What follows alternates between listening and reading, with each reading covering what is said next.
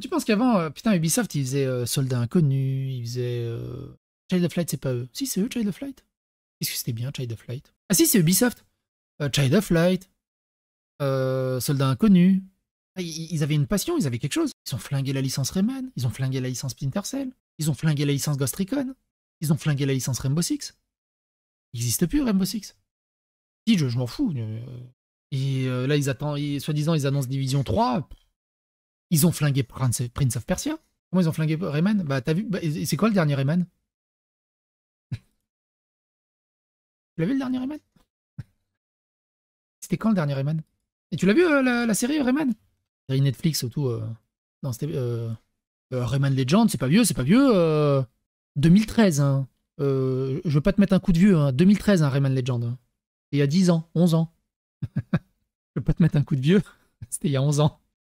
C'était quoi la série là? Putain, où il est dégueulasse, Rayman. Il est limite SDF là. Ils ont détruit le héros, quoi. Ils l'ont mis en mode SDF, complètement alcoolisé. Bah tiens, il est là. Voilà, voilà ce qu'ils en ont fait de Rayman. Un alcoolo has-been. Voilà ce qu'ils en ont fait.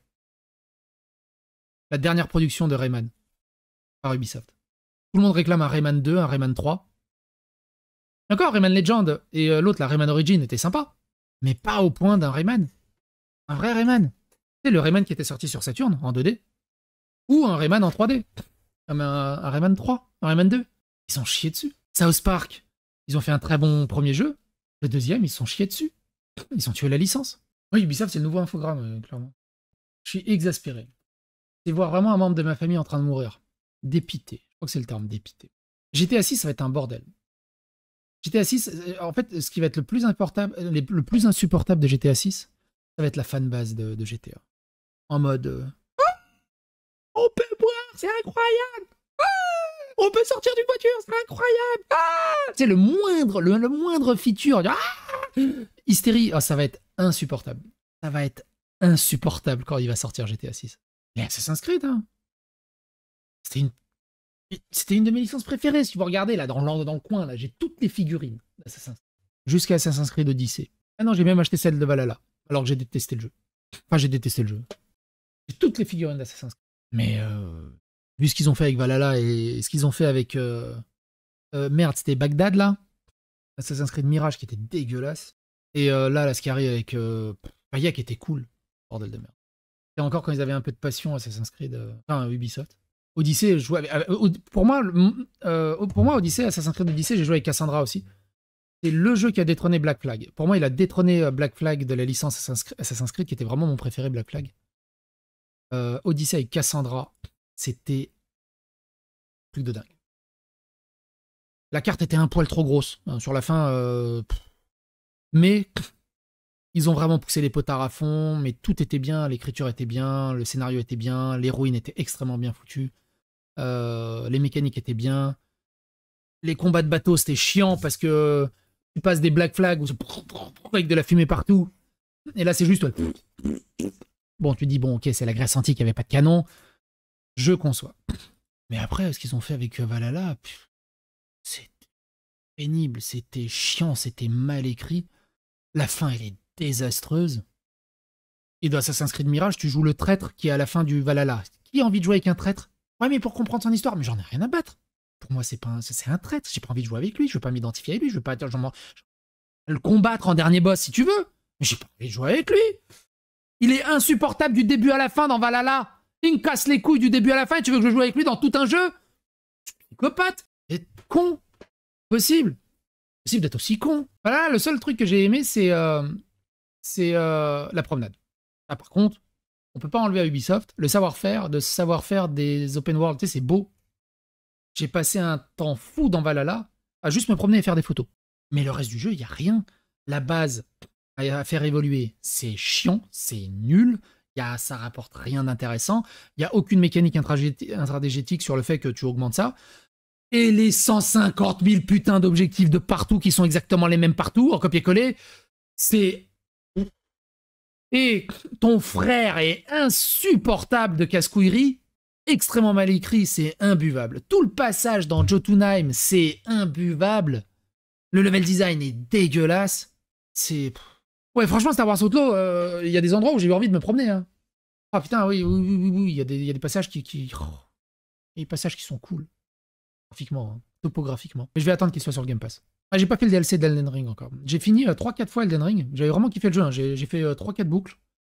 4 ou 5 boucles, je sais plus exactement. Incroyable Elden Ring. Il fait partie vraiment des meilleurs jeux. J'ai pas fait le DLC. Mais il fait partie vraiment des meilleurs jeux que j'ai pu jouer Elden Ring. Avant, je kiffais dès qu'il y avait un Assassin's Creed. Je kiffais ça, j'achetais les yeux fermés avec l'Ultra Collector, avec la figurine. Même l'Assassin's Creed Unity, tu vois, j'avais commencé déjà à râler parce que le scénario, il n'y avait pas de scénario, il tenait sur un post-it, c'était à chier. Mais de se promener dans le Paris révolutionnaire, c'était incroyable. Et, ceux qui se rappellent, Assassin's Creed Unity était plus en avance sur son temps. Il y avait plus de PNJ qu'il n'y en a eu dans tous les Assassin's Creed qui ont suivi. Regardez la foule hallucinante dans Assassin's Creed. Il n'y avait pas besoin. Étonnamment, à l'époque... Tiens, on va regarder. À l'époque, il n'y avait pas besoin de SSD magique. On ne te faisait pas chier avec le SSD magique. On le faisait juste. Vous avez vu la foule?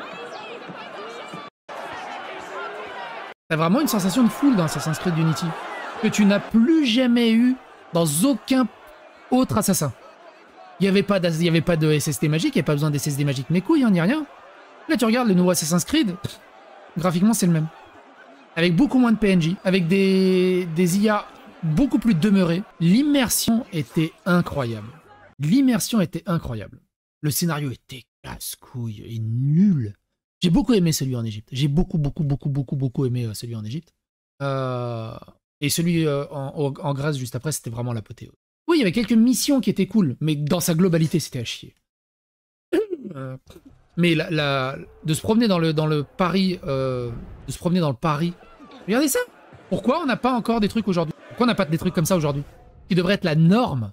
Ça devrait être la norme. Il a 10 ans, Assassin's Creed Unity. Maintenant, on affiche 3 PNJ, 4 PNJ. Il nous faut plus de processeurs, il nous faut plus de puissance vite, il faut une PS5 Pro parce que tu vois... Arrêtez de vous laisser marcher sur les couilles. Ils n'ont pas besoin de plus de puissance. Ils ont besoin de plus de talent. Caméo à la sortie de la 360. Faisait des foules de fous furieux. Syndicate, j'ai beaucoup aimé. Même si c'était un peu chiant. Mais les héros étaient attachants. Ivy Fry et son frère, là. Jacob. Là, t'es dans Star Wars. Il y a la plus grosse ville de Star Wars.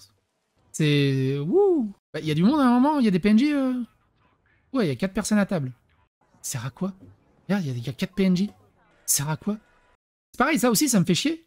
Dans les jeux de bagnole, rien ne justifie de pas avoir de circulation. Forza Horizon, il n'y a jamais de circulation. The Crew, il n'y a jamais de circulation. Enfin, si, t'as 3-4 bagnoles. Là, c'est pareil, t'as le test drive Solar Crown que j'attends, parce que j'adore les jeux de bagnole. Mais pareil, tu regardes les rues, 3-4 rues. T'as 3-4 bagnoles dans la rue. On est à Hong Kong. Ça devrait être saturé comme Assassin's Creed Unity. Moi, je veux un jeu de bagnole où t'as vraiment des embouteillages, où t'as vraiment du monde, où t'as vraiment des trucs. C'est... Je comprends pas. D'il y a 10 ans, 15 ans. On régresse. On régresse parce qu'ils mettent de l'argent dans l'idéologie narrative, dans l'idéologie LGBT. Oh, il faut engager des nanas aux cheveux bleus. Mais le problème des nanas aux cheveux bleus, c'est qu'elles savent pas travailler. Du coup, elles font de la merde. Mais tu peux pas les virer parce que sinon t'es sexiste. Parce que sinon t'es LGBTophobe. Faut faire ça pour la modernité de maintenant. C'est... Burnout, c'était cool. Hein. Oui, Burnout, c'était cool. C'était quoi le dernier Burnout? Pareil, la licence est morte. Need for Speed, la licence est morte. Ça compte pas, hein, les derniers qui sont sortis, c'est mort. J'attends le test drive, mais j'attends sûrement peut-être... je vais attendre un peu quelques patchs. En plus, test drive, ouais, tu vas avoir du casino, ça va être génial. Je vois putain, mais ça va être comme avant, le premier test drive et tout. Le test drive, il sort. Ils annoncent le casino dans un DLC en 2025. Vous foutez de la gueule du monde aussi. J'ai pas envie de jouer à un jeu à moitié fini. J'ai envie de jouer à un jeu avec toutes les mécaniques. Ça, je suis très curieux. Hein. GTA 6, je suis très curieux de voir ce qu'ils vont faire. Les Destruction Derby, pareil, la licence est morte. Flatout, la licence est morte. Saints Row, la licence est morte. Saints Row.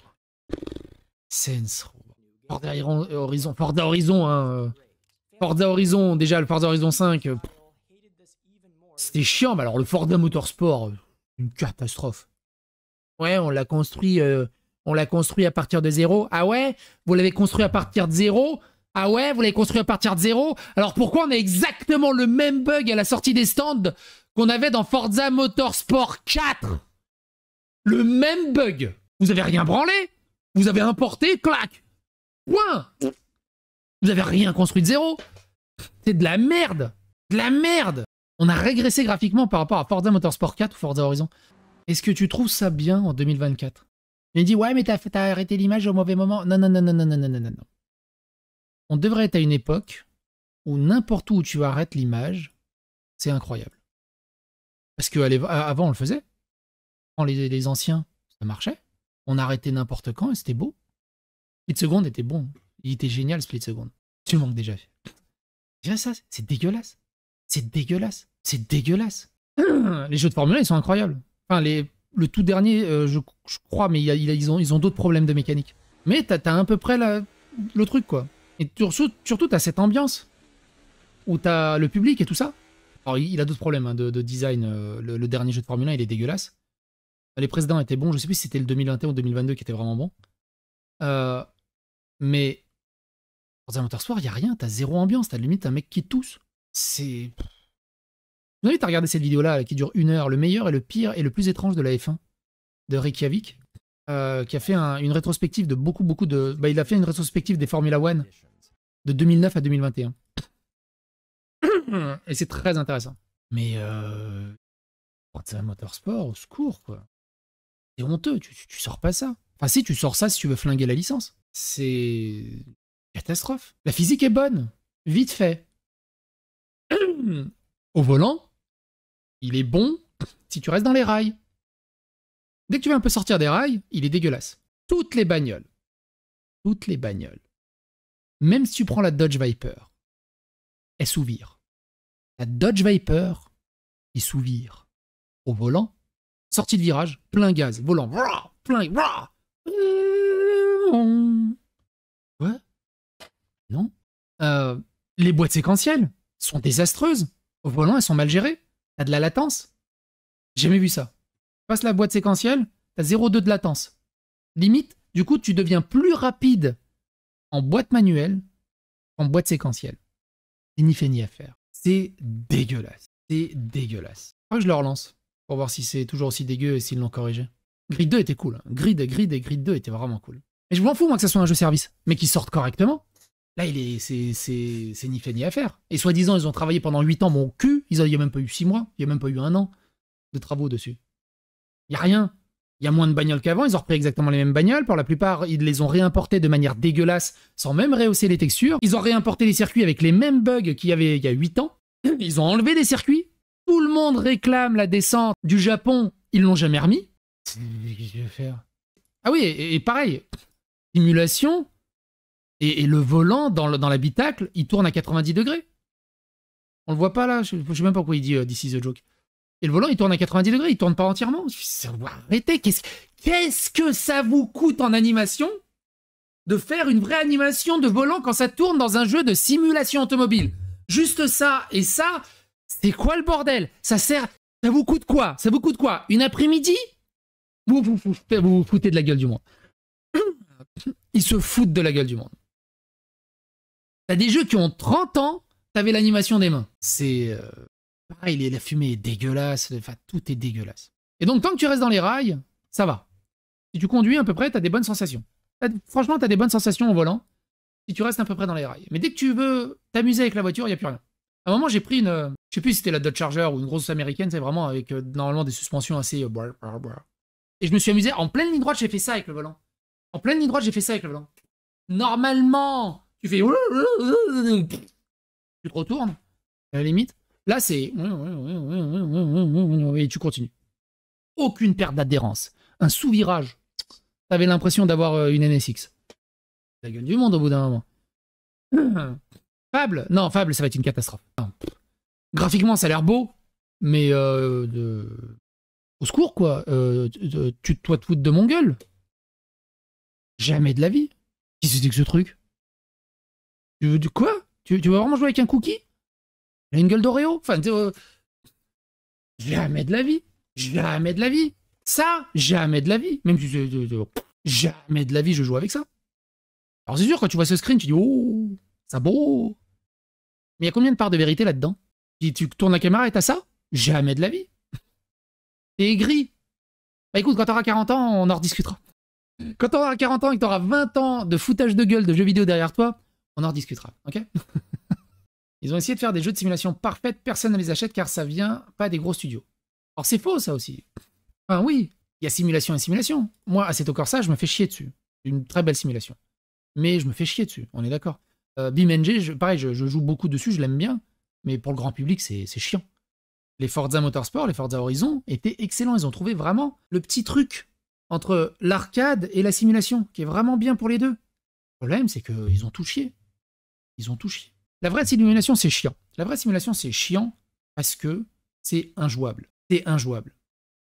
T'as pas les sensations de mouvement de la bagnole, donc t'as pas les retours haptiques et de G à gauche à droite que t'as dans une bagnole. C'est pour ça que c'est injouable. La vraie simulation. Tu peux, avec beaucoup d'entraînement, t'y habituer, mais c'est pas possible. C'est juste chiant. Pour le grand public, hein, je parle pour le grand public. Si toi, tu t'immerges, Grid, c'est pas de la simulation, hein, c'est de la simcade, hein, Grid. C'est du simcade. Hein. Je te dis, la seule vraie simulation, t'as peut-être Assetto Corsa et BeamNG. En vraie simulation, Grid, c'est du simcade. Hein. Ce qui est excellent, hein. Grid, il est incroyable. Hein. De toute façon, c'est simple. La simulation, c'est quoi? C'est t'accélères, le premier virage qui arrive, tu finis dans le gravier. Voilà, c'est un jeu de simulation. Tu freines, tu vas tout droit, tu finis dans un gravier. iRacing, ouais, je l'ai oublié. Voilà, c'est une simulation. Chiante, comme pas possible. Un simulateur, mais bon, on parle de jeu de bagnole. Racer est mort aussi. Ils ont essayé de faire un burnout-like split second dégueulasse. Alors, truc, c'est de la simulation, mais de la bonne simulation. Farming Simulator, c'est de la simulation. Bref, Tokyo Race, c'était incroyable. Tokyo Race Driver, c'était incroyable. Tokyo Race, ils ont compris un truc que peu de monde a compris, c'est de foutre un scénario. Et l'IA était incroyable dans Tokyo Race Driver. Tokyo Driver. Ce jeu était incroyable. Là, c'était de la simulation aussi. On était plus dans la simulation. Là, c'est pareil. Hein. Et si tu te viandes, tu sors dans les graviers. Il était incroyable. Alors, par contre, ça, c'est la version dégueulasse. Attends, moi, je l'avais sur Dreamcast, je crois. Ou je l'avais sur... Non, je l'avais pas sur Dreamcast, je l'avais sur GameCube. Je sais même plus sur quoi je l'avais. Le côté scénario où après, tu te fais engueuler parce que t'as fait une queue de poisson à son collègue et tout le bazar et tout. C'était génial. C'était vraiment génial. Ridge Racer, ils avaient tenté de faire une version Gran Turismo. Je crois que c'était Unbound. C'était la version... Non, comment il s'appelait, celle qui devait concurrencer Gran Turismo, qui était vraiment bien. Qui était vraiment sympa avec un mode scénario. Comment il s'appelait? Accelerate, Split Stream, Evolution. Ah, Evolution, c'était peut-être l'Evolution, attends. Oh, putain, oui, c'est ça. Incroyable. Gran Turismo-like avec un scénario et des héroïnes qui étaient trop bien faites. C'était incroyable ce jeu. Il était incroyable. C'était sur PS2, c'était un des meilleurs. Le scénario, c'était incroyable. C'était une nana qui conduisait en urgence dans l'ambulance. Il y a quelqu'un qui va mourir, je fais t'inquiète pas, je connais un raccourci. Femme forte et tout le bazar. Elle va conduire comme une ouf pour sauver le mec derrière. Et quelqu'un lui dire « Mais t'es plutôt bonne, viens faire de la course. » Scénario profond, hein. Et du coup, elle part faire de la course. Et il y a ça. Et du coup, elle rencontre comment dire, son Némésis. On la rencontre quand son Némésis? Et sa Némésis, elle est là. Et du coup, t'as une énorme rivalité en fait qui se crée entre les deux. Meilleure entrée de personnage. C'était incroyable. C'était vraiment incroyable. C'était vraiment incroyable. J'ai aucun souvenir du gameplay du jeu. J'ai aucune idée si c'était bien ou pas. Mais les cinématiques, elles sont ancrées au fond de ma rétine. 2003. Ça fait 20 ans. 20 ans. On le faisait, pourquoi on peut plus le faire? Pourquoi on peut plus le faire? Une héroïne hyper attachante, une rivale hyper attachante, un scénario hyper attachant. Il y a des passages où elle prend la douche. Hyper attachant. C'est incroyable. C'est incroyable. C'était incroyable. C'était génial. Plan caméra pendant les interviews. Aujourd'hui, les développeurs ne savent même plus faire des plans caméra et de construire une cinématographie qui soit intéressante et fun. Aujourd'hui, maintenant, c'est plan caméra en mode Skyrim. Oui, alors aujourd'hui, on va faire ça. Tiens, ta mission, c'est ça. C'est pénible. Là, il y avait de la créativité, il y avait de la passion. Tu sentais qu'il y avait de la passion, bordel de merde. Ok, le jeu, peut-être, il était pas top au niveau gameplay, au niveau graphisme, au niveau... tout ça, mais tu sentais qu'il y avait la passion et du coup, tu pouvais leur pardonner. Parce que ça sentait la passion, ça transpirait la passion par tous les pores de la peau. Bref. D'ailleurs, un peu de gameplay, ça ressemblait à quoi? Je crois que c'était naze. Mais on s'en foutait. Mais c'était vraiment ils ont tenté de faire vraiment une grosse copie de Gran Turismo. Putain, mais gameplay... Ouais, c'est vraiment une grosse copie de Gran Turismo. Tu plisses les yeux, en fait, t'es dans Gran Turismo. Il y en a, ils vont dire « Ah là là, mais ça a l'air nul !» Je vous rappelle qu'à cette époque, les joysticks n'existaient pas encore. Enfin, je crois. Hein. Les sorties Construct 2003. Aussi, les joysticks, ils étaient déjà là. Et en plus, ça mettait en avant les femmes, et des femmes fortes, qui se laissaient pas marcher sur les pieds, et qui n'avaient pas besoin des mecs pour s'imposer. Bref.